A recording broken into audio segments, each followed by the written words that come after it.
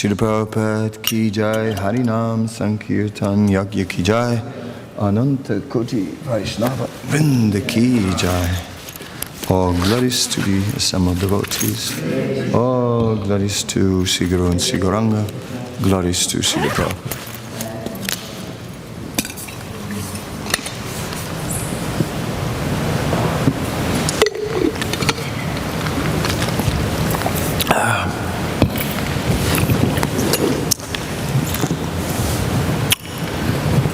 When Lord Chaitanya's movement began, first the congregational chanting of the holy name, or Sankirtan, would take place in the house of Srivas Thakur.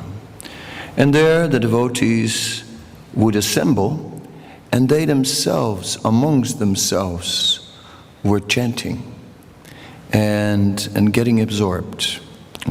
That is in line with the verses of the Caitanya Charitamrita, where it says, "Se panchatatvamili pritiviyasya purva prema bandharira mudra ugadiya panchamili lutaprem korea shvadan yata yata biyat Krishna bhade anukan."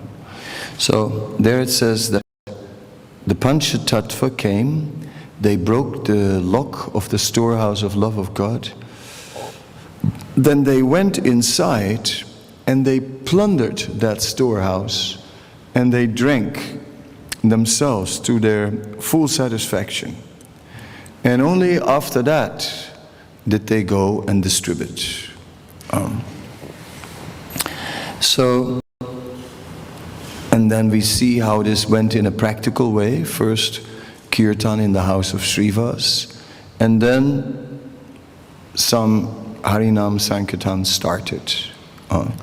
The Chandkazi came to break a mridanga in the house of Srivas and said this has to stop, this kirtan. Then Chaitanya Mahaprabhu organized a public protest movement, and there was a huge kirtan party going through the city and to the house of the Chandkazi. So in this way, Sankirtan was especially conceived as the congregational chanting of the holy name. Srila Bhaktisiddhanta Saraswati Thakur was a revolutionary who brought Krishna consciousness from its traditional form into the modern world. Over the bridge from tradition. He lived most traditional. He stayed in a hut just chanting, right? The same vow that Haridas Thakur was chanting. So nothing could be more simple. He lived a very simple sadhu life. But then he brought Krishna consciousness into the modern world and emphasized the philosophy of yukta vairagya, how we can use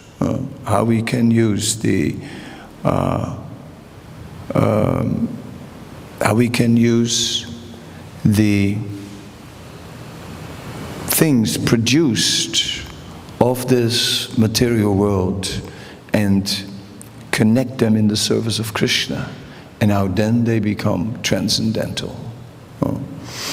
So it was Srila Bhaktisiddhanta then who envisioned the Brihad Mridanga, the printing press. It was Bhaktivinoda Thakur who put his son, Bhaktisiddhanta, in book publishing. And Bhaktisiddhanta had a printing press, and that printing press, these old presses, they have an arm that sort of beats, So in this way, it sounded like a big drum. The way these press were operating. So that's why he called it the big drum. And he said the Brihad Mridanga. So the Brihad Mridanga went much further than the regular Mridanga, which you may hear one block, but the Brihad Mridanga may go all over the world. And he told Prabhupada, his disciple, if you ever have money, then print books.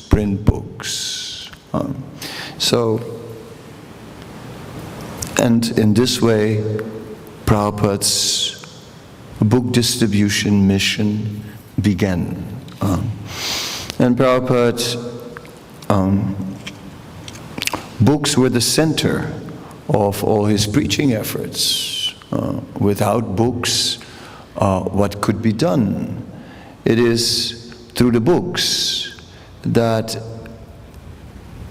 success will be made. Like Prabhupada sitting here in New York on the Boston Pier in the Jaladuta and praying, how can I reach these people? They are doing everything that we are preaching against. Meat eating is everywhere. Intoxication, any kind, right? All over the place. Illicit sex, it's the norm. So how to deal with this? How to come with a message where we say, stop all these things? How to come with that message? Prabhupada said, I don't know. I don't know what I can say to convince these people. I don't know. I have no idea. But your words, only your words can convince them. And so he began to quote verses from the Bhagavatam. So it is that principle that it's the words of Krishna will make the difference. What can we say? What can we really say to change a person's heart? Right? It's not so easy. There's attachment. Everyone has his ways. I've been doing it for a long time. How is that all going to change? Just like that. Just in a few minutes. But in a few minutes, somehow or other, if we can convince someone to take a book, then there are the words of Krishna and the words of Krishna's pure devotees. And those words can enter very deep within the heart because it is the truth, right? And ultimately, the world is full of false promises of happiness. Today we're going to Times Square. Now, that's the kind of place where indeed there are so many false promises of false happiness. You couldn't find a better place than that if you want to see what illusion is all about. These walls made of screens that project all kinds of rubbish and try to sell it as this is it, and it's rubbish. And so, and people know it. They want to believe it, but they know it. They know it. Disney World is fake. Mickey Mouse is a hoax. Mickey is actually suffering from depression. Yeah, no, really, this side of Mickey Mouse that nobody actually talks about. But he has to see his shrink regularly because he's chronically depressed. Oh yes, all that fake happiness, all the balloons, all that artificial glitter and so on is actually not real. It's not there that we'll find happiness. And people know it. And even if people don't know it, right? Suddenly in the midst of all in that plastic world of Times Square, there appears a Sankirtan party. And the Sankirtan party is is just doing different things. For those who are convinced that Times Square is great and that everything is perfect, it's an anomaly. I mean, what's that? What are these people doing here? Right? I mean, go away. You're trying to remind us. You're trying to remind us that we're not happy. Go away. We're perfectly happy. But they are not. And therefore, doubt is there. Some doubt is there. And therefore, interest can be awoken. Never know. We never know who will actually take interest in Krishna consciousness. It's just one of those things you cannot necessarily see on the outside. Because everyone is simply playing a role. Just as we've been trained, right? We've been trained to play a role. Put on a certain dress, sit in a certain way. An educational institution is not just about knowledge. It's not about knowledge. A PhD is not about becoming extremely learned. A PhD is like an initiation ritual. And in this initiation ritual, you have to learn to think in a certain way. Perhaps, possibly, it could be that, then again, on the other hand, it could also be, maybe, everything is in question. Critical thinking. This is the true beauty. So we're living then in a world stripped of faith. An attempt to strip the world of faith. Of course, that's only illusion, because at every step you have to have faith. You have to have faith that the earth will not crack open. There's no guarantee it can. Right? You have to have faith that nothing will fall from above. You have to have faith. You have to have faith when you cross the street that the car is going to stop. You have to have faith. There's so many things you have to have faith.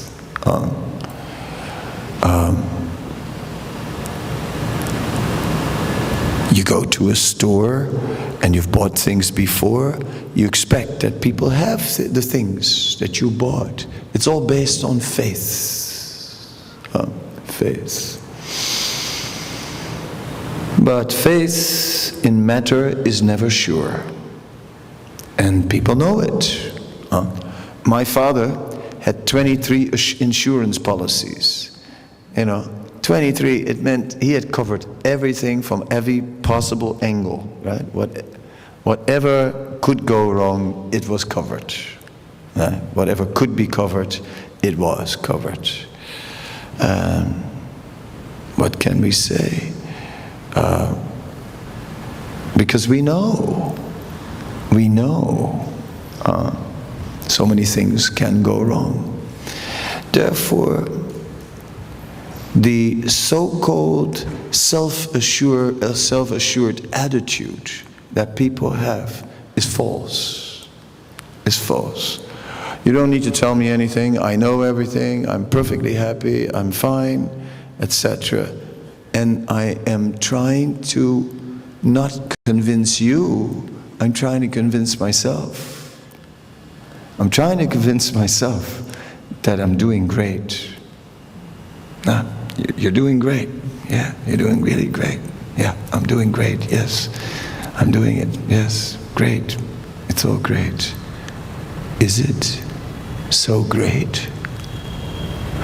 So therefore, fundamentally, Everyone is ready for this message of transcendence, this message that actually is in a very logical way establishing that there is more. There's simply more to life. There is actually security. There's an eternal dimension.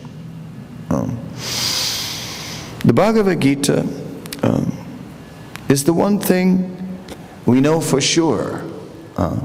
That's the one thing, nothing else you know for sure. I can tell you about my life. It took so many turns that I never expected. Never. I didn't think, if you would have asked me a few years ago, where do you think you'll be in the year 2019, I would not have said New York.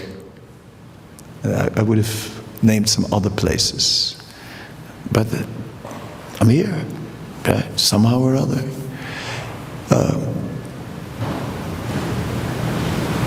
In this way, nothing is sure in this world. But the Bhagavad Gita is actually offering that.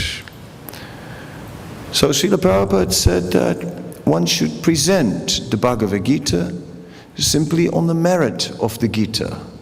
One should just present the substance, yes, what it is about, and try and make that something people can relate to. So we ask some questions. Oh, you are a student. The Bhagavad Gita is actually a book addressed to students, because Arjuna, who's like one of the main heroes in the book, he's a student, right? And Krishna, he is acting like the teacher, you see. So it's really about a student-teacher relationship, and what that relationship should really be, and transferring of knowledge. So somehow or other, it is relevant. It is relevant to all. Yeah, it doesn't matter. The Bhagavad Gita is relevant to everyone. So in this way, Prabhupada said we should learn to present the book on the merit of the book. Because when we do so, then we ourselves are absorbed in the Gita. Then we are glorifying the Gita. I also learned it in another way. In the 70s, we kind of said anything. We used to say anything possible to sell a book. I was out and I learned from someone a trick, and it was this: do you know that there are children who eat from garbage cans in your city? Did you know that? And what are you doing about it? Right? Like really, like head on, making lines, spinning lines to solicit donations, and somehow or other presenting ourselves as if we're dealing with these problems. Now, you could say, ultimately, we're dealing with such things, we're solving all these problems, because when people become Krishna conscious, then all these things should not be there anymore. So in this way, we justified it. But it was crazy at the same time. And we got in trouble also with police and with people and so on. And Prabhupada said, no, we should present the book on the merit of the book. Simple. Explain it. Just explain. And how this takes some of the knowledge of the book and see how it's relevant. Like Bhagavad Gita, 3 modes of material nature. Anyone can understand it. You know, anyone in the street can get that one. If we explain the 3 modes of material nature, everyone can easily see where they are, goodness, passion, or ignorance. And in this way, we can be relevant to their life when we point out, yes, goodness will give you strength, passion will exhaust you, and ignorance will destroy you. And now, here's a book that shows you how to actually elevate, how we can elevate ourselves, right, to that goodness. Oh, yes, many people are interested in the mode of goodness, which is a stepping stone towards Krishna. There's a big market in marketing the mode of goodness. So in this way, there are many ways that one can present knowledge from the book and make it relevant to people who have no prior connection, no connection with Krishna consciousness at all. That's the difficulty. Krishna is the Supreme Personality of Godhead. By chanting Hare Krishna, you can attain complete fulfillment in life. You know, how are you going to tell this to people who think that happiness is somewhere else? How are we going to be relevant? But if we take some of the knowledge of the Gita, then we see that it is very relevant. So, like the three modes of material nature. In this way, we can present transcendental knowledge. There are, Prabhupada said, Priti Vitya Chayata Nagaradigram Sarvata Prachara Haive Moranam. According to Chaitanya Bhagavad, it is stated that in every town and village, my holy name will be chanted. So Prabhupada said that means that everywhere there are devotees. If the holy name will be chanted everywhere, that means the devotees are already there. So it's not that we have to make devotees, right? It's not that we have to convince the people to become devotees. We simply have to find the devotees. And the books will find the devotees. You simply try, and people will be attracted. Some people will be friendly. Some people will be ready to talk. Then these are our candidates in this way. But there is a lot of passionate energy on the street. You know, like if you distribute books in a subway station, Port Authority, or some place like that, all these people moving, just going here and there, and you know, like even when you travel yourself, and you walk relatively fast, you're walking faster than some people, and there are others who are walking faster than you, and you stand on the escalator, there's people who are like shooting past, you know, can you move over to the side? Right? It's moving city life, right? People are on the move. How are we going to find how to stop these people? Yeah. Different ways of doing so. Some people are really good at it. They just go like,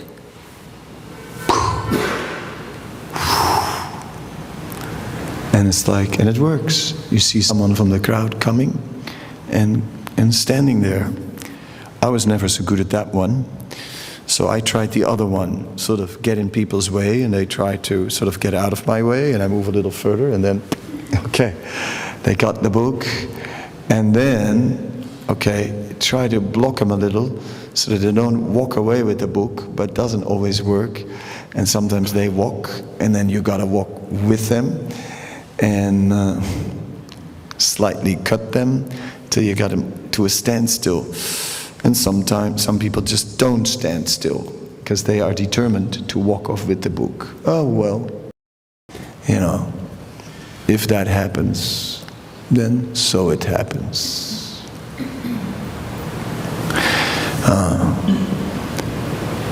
But many nice people actually. Every once in a while we meet a nice person who we can actually, who's actually waiting for this knowledge, who's actually waiting for it.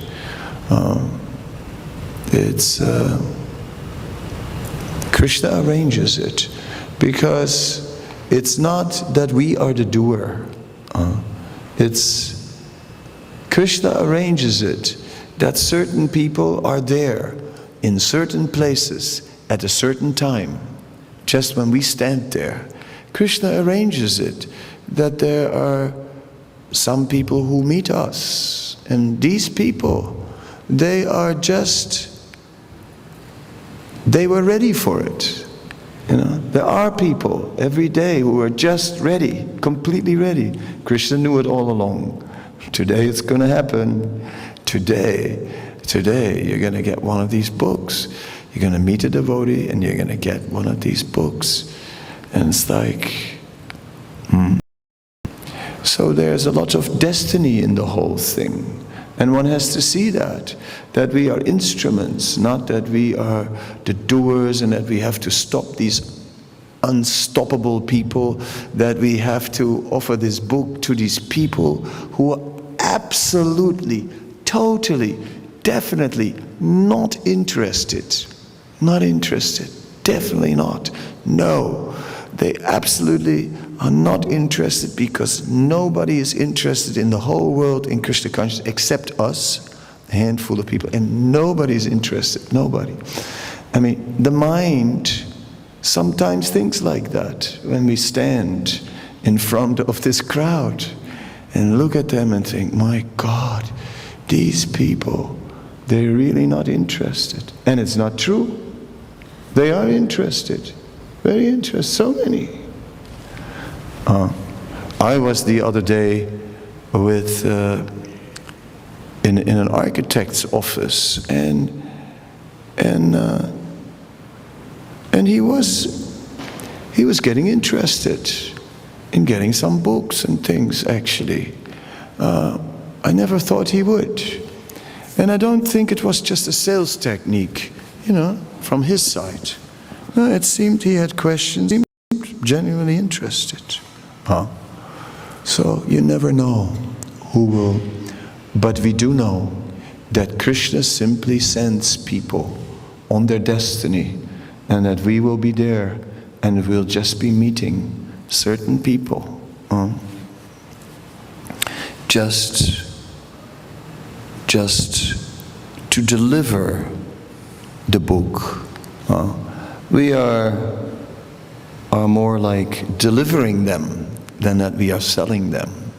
And if we could believe that, that everything is going on by a divine arrangement, then we can stop being in anxiety, and we can actually distribute the books in a spirit of saying, yeah, wait, I'm actually giving you something very nice. I'm actually giving you something that's like very deep and valuable, and take some time, you know. Like one time I was here and some guy was laughing at my clothes. He's sitting on a bench, and I was talking to him, trying to sell him the book, and he was laughing at my clothes. And there was a lady next to him. And I said to this man, I said, look, you know, I said, you can't really you can't really do this to me, you know. You can't really make fun of my appearance.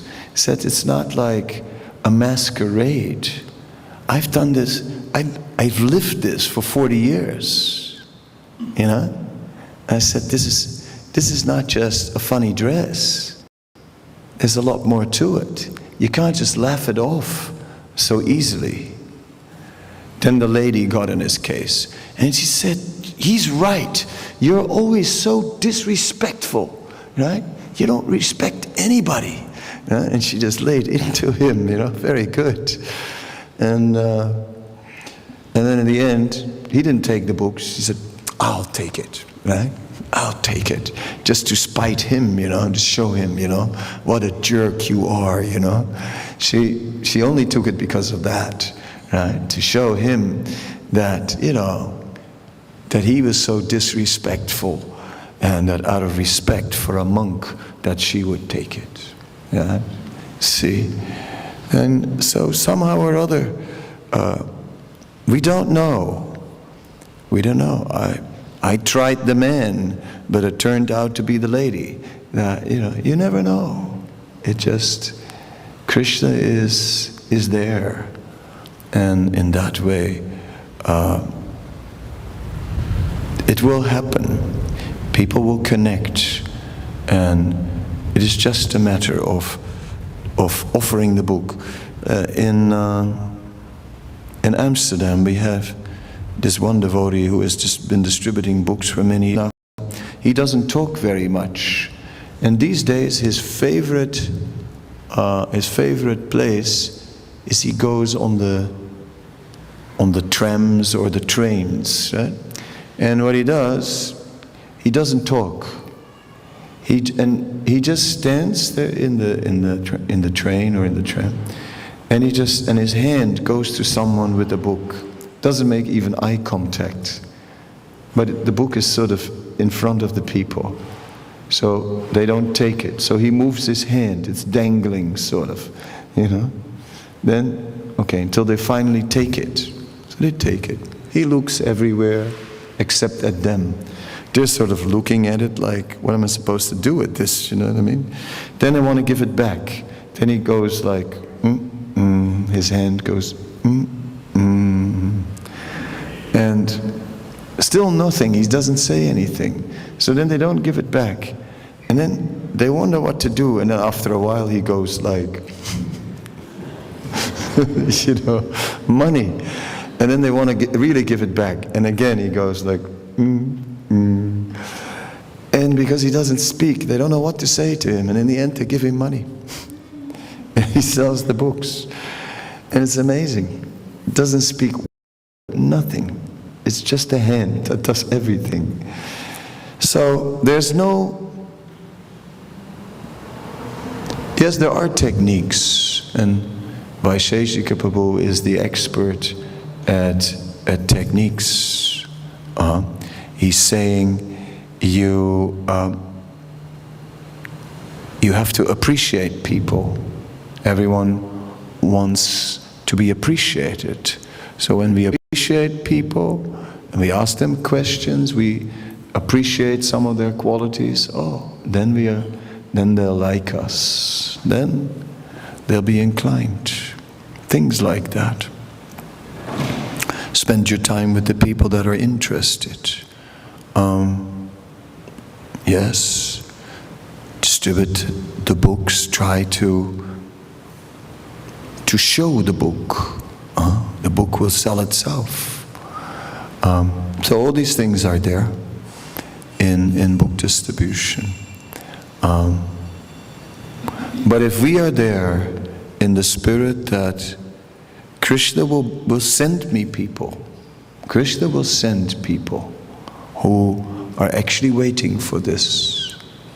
And that's all. No need to be in anxiety. Simply be there, and some people will come. In that way, we can very peacefully and happily distribute these books, understanding that everyone needs them. The world will be a better place if people learn to appreciate these books. Okay, any questions, any comments?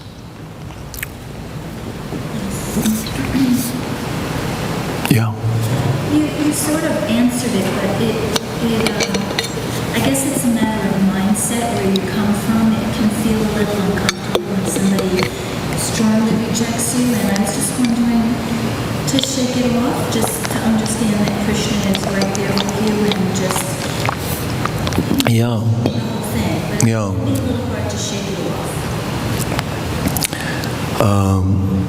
Lucy makes the point that, when we're out there and somebody strongly rejects you, it depends where you come from. But that kind of thing is a little difficult to take, and how do you deal with that? Very true.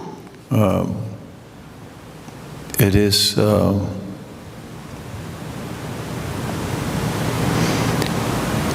It takes some time to get over that and to take the rejections and to just let it just run off like water off the duck's back, to not take that very serious, to just see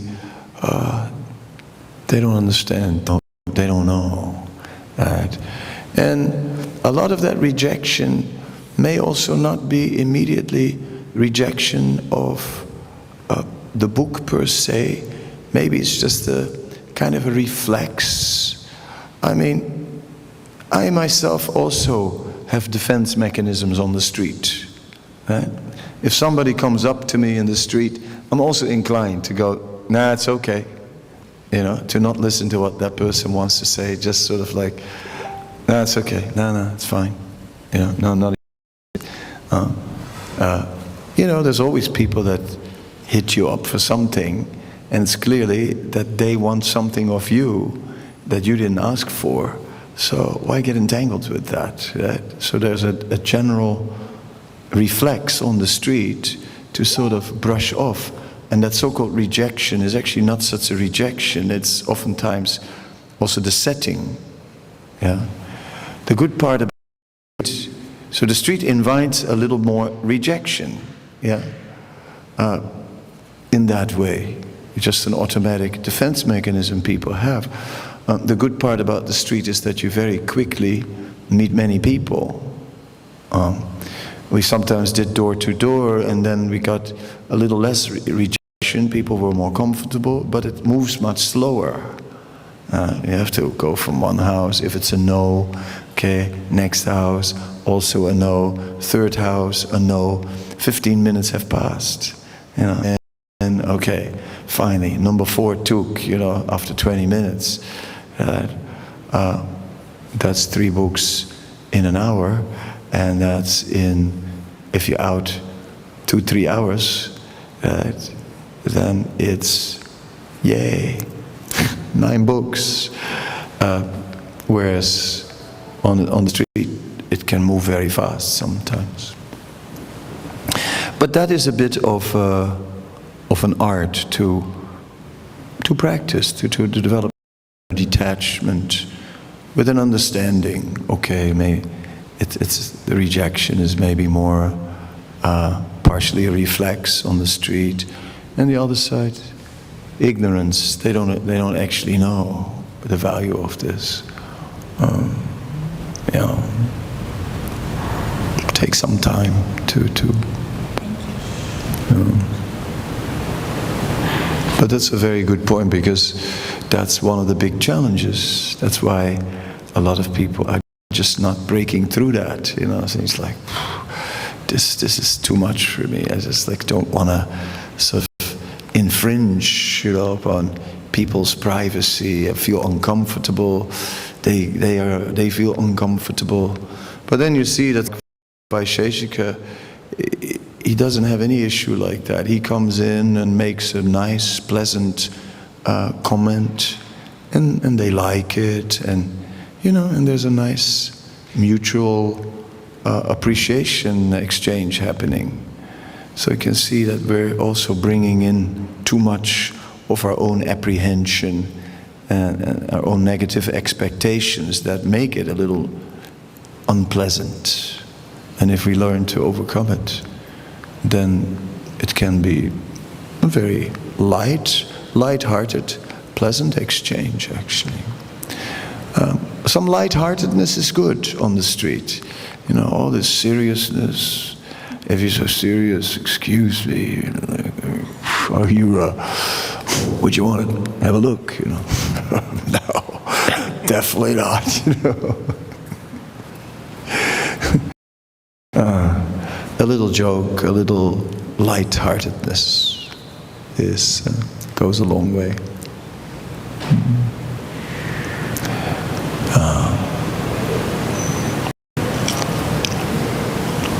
Anything else?